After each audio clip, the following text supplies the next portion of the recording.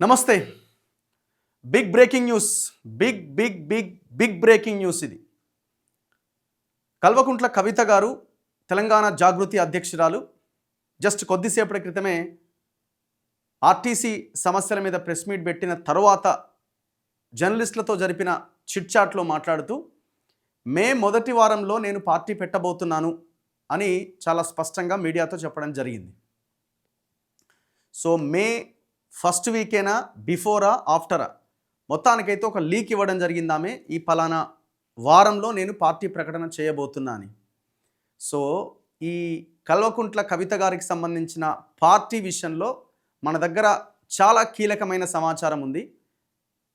ఆమె పార్టీ పేరేంటి, ఆ పార్టీ ఏ గుర్తుతో రాబోతున్నది, ఏ గుర్తుతో రావాలని అనుకుంటున్నారు, ఏ గుర్తులు ఎలక్షన్ కమిషన్కి ఆప్షన్స్గా ఇవ్వడం జరిగింది, ఆ పార్టీ సింబల్ ఏముండాలనుకుంటున్నారు, ఆ పార్టీ కలర్ ఎట్లా ఉండాలనుకుంటున్నారు, ఏ కలర్ని డిసైడ్ చేశారు.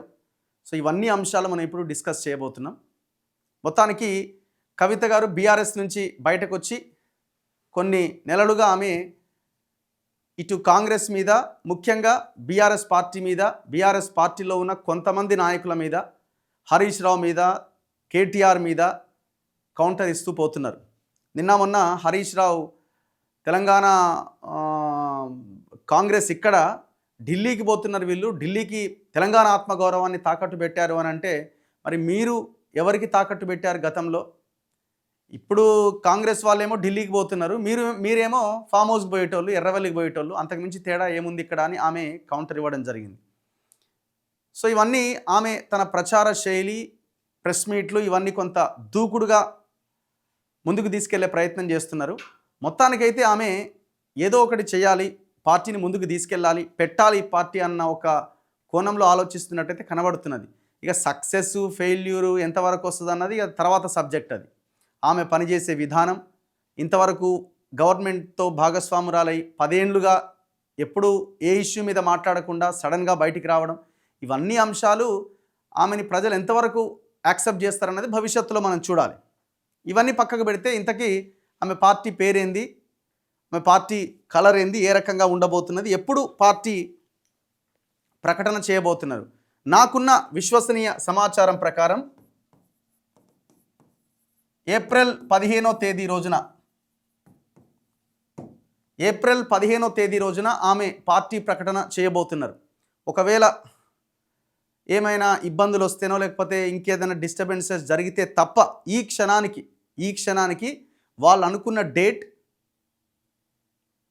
కేవలం డేట్ అనుకోవడమే కాదు, ఎక్కడైతే వాళ్ళు పార్టీ ప్రకటన చేయాలనుకున్నారో ఆ ప్లేస్, దానికి సంబంధించిన హాల్ మీటింగ్, ఆ హాల్లో దాదాపుగా హాల్ ఆర్ సంథింగ్ బయట ఫంక్షన్ హాల్ లాంటిది ఒక పెద్ద మీటింగ్ ఏర్పాటు చేయాలి. దాదాపుగా ఒక 25,000 మందితో కూడిన ఈ హాల్కి సంబంధించిన బుకింగ్ కూడా కంప్లీట్ అయిపోయింది. ఈ క్షణానికి ఉన్న సమాచారం నేను మీకు చెప్తున్నా. 25,000 పార్టీ కార్యకర్తలు అనుకోండి, జాగృతి కార్యకర్తలు అనుకోండి, అందులో నాయకులు అనుకోండి, ప్రజలు అనుకోండి, అందరూ కలిపి ఒక 25,000 మంది సమక్షంలో ఏప్రిల్ 15వ తేదీన ఒక hall or function hall meeting ద్వారా ఆమె పార్టీ ప్రకటన చేయబోతున్నారు. సో ఎక్కడ ఇది ప్లేస్ ఎక్కడ అంటే, ప్లేస్ కూడా మనకు కొంత ఐడియా ఉంది. అక్కడున్న ఆ సర్కిల్స్లో ఉన్న కొంతమంది చెప్తున్న వాళ్ళ సమాచారం ప్రకారం ఐ థింక్, నేను అనుకోవడం సుచిత్ర, కొంపల్లి ఆ ఏరియాలో వీళ్ళు ఆల్రెడీ బుక్ చేయడం జరిగింది. చాలా పెద్ద హాల్ ఇది. ఏప్రిల్ 15న పార్టీ ప్రకటన ఉండబోతున్నది. సో అందరూ వెయిట్ చేస్తున్నది, మరి ఆమె పార్టీ పేరేంటి అన్నది అందరూ వెయిట్ చేస్తున్నారు. ఆమె పార్టీ పేరు చాలామంది అంటున్నారు తెలంగాణ జాగృతి పార్టీయా, లేకపోతే జాగృతి లేదు ఇంకా వేరే ఏదైనా పేరుతో వస్తున్నదా అని అంటే, ఆమె పెట్టబోయే పార్టీ పేరు ఇది కన్ఫామ్. ఏమన్నా లాస్ట్ మినిట్లో మరేమన్నా వెనక్కి తగ్గి మళ్ళీ ఇంకో 6 నెలల తర్వాత చూద్దామంటే చెప్పలేం. కానీ ఈ క్షణానికి వాళ్ళు ఆల్రెడీ డిసైడ్ చేసుకున్న పేరు. ఎలక్షన్ కమిషన్కి డేట్ కూడా చెప్తున్నా, పోయిన నెల అంటే జనవరి 18వ తేదీన పంపించిన పేరు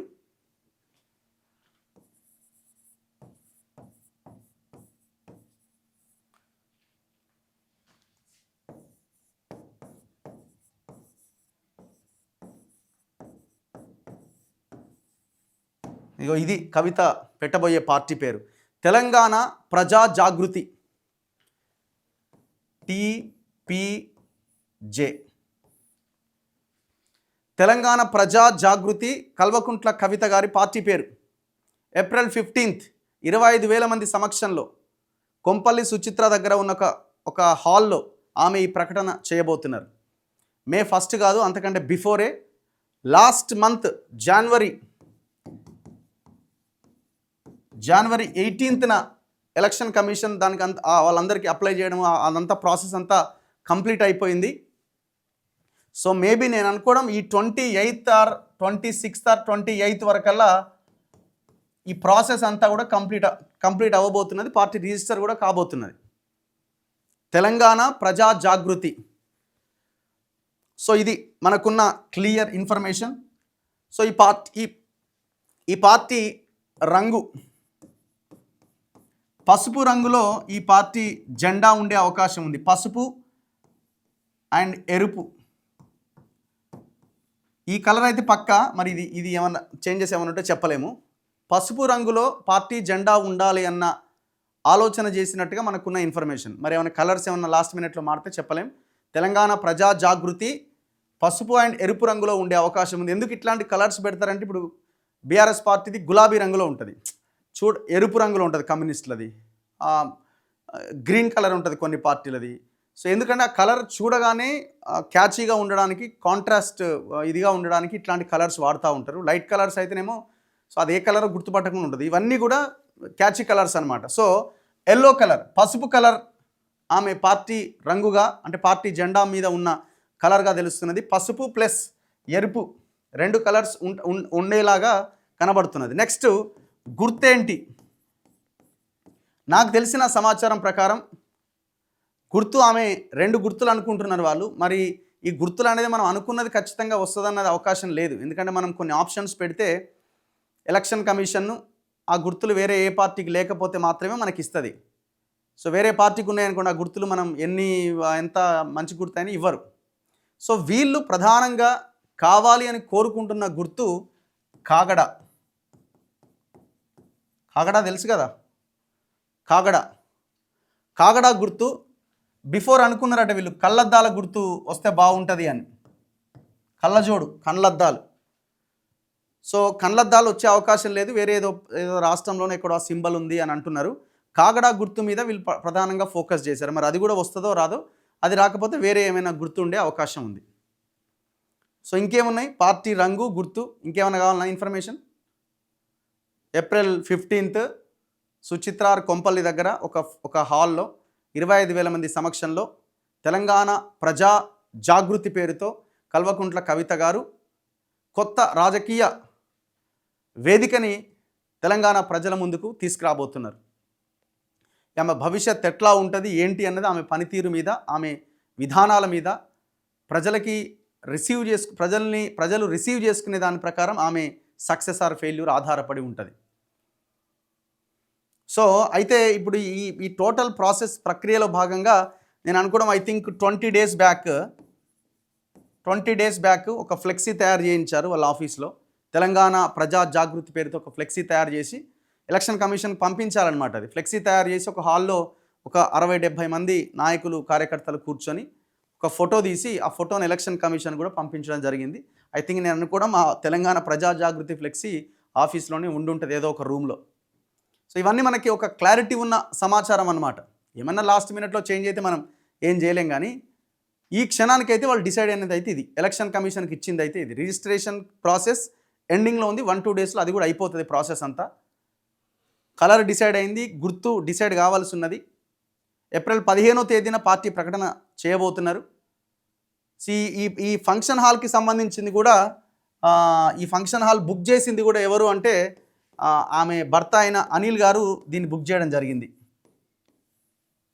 సో చాలా ఇప్పుడు ఎవరైనా కూడా పార్టీ పెట్టేటప్పుడు బయట ఈ ఇన్ఫర్మేషన్ లీక్ కాకుండా చాలా జాగ్రత్త పడుతూ వ్యవహారం అంతా ముందుకు తీసుకెళ్తారు. ఎందుకంటే ఎవరైనా అడ్డుకోవచ్చు, రకరకాల శక్తులు ఉంటాయి, ఇవన్నీ ఉంటాయి. ఇప్పుడు వాళ్ళకి పార్టీ పెట్టుకునే రైట్ ఉంది, వాళ్ళు పద్ధతిగా ముందుకు వెళ్తున్నారు.